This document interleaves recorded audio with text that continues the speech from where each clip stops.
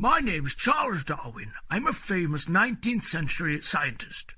I'm best known for my contribution towards the theory of evolution. In this lesson, I will discuss the theory and explain the observations I made on my journey to discovery. In 1831, I set sail on a 5-year-long expedition on the HMS Beagle to survey and explore the South Americas. It was a long and exciting journey with many new discoveries, but the most famous were my observations I made while on the Galapagos Islands. Galapagos Islands are a group of 21 islands 1,000 kilometers off the coast of Ecuador in South America. Each island has its own unique landscape, and many of the islands have animals and plants that aren't found anywhere else on the planet.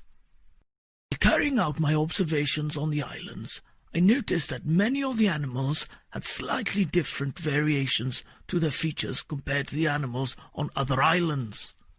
One such example were the finches. I noticed that specific adaptations the finches had allowed them to survive on that specific island. For example, where islands had plentiful seed, the birds had large, thick bills to help them break the seeds. On islands where the main diet of the finches were insects, these birds had much longer bills to help them pick out the insects from holes. Some had even begun using basic tools to help them get insects. From my observations, I concluded that the finches all shared a distant relative, and over many generations the birds' features had altered to allow them to survive better in that specific environment. I made many more observations of the differences of the finches, giant tortoise, and many other animals and plants. Follow the link provided to find out more.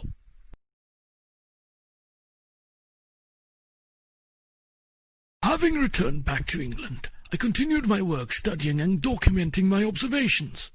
I published several papers and books, but in 1859 I published my most famous work.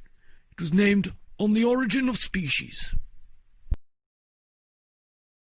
Within the book, I collated mine and other people's work to explain my theory of evolution through natural selection. My theory explained that organisms that have superior adaptations for survival in their environment will survive and pass on their adaptations to the next generations, whereas creatures with an inferior adaptation will not survive and won't be able to reproduce and pass on their adaptations. My theory can be used to explain the reasons for the vast variety of life on this planet. My ideas were seen as very controversial at the time, as it went against the belief that humans were created by God and hadn't evolved over time. Even in the scientific community, many didn't accept my theory, and it was intensely debated.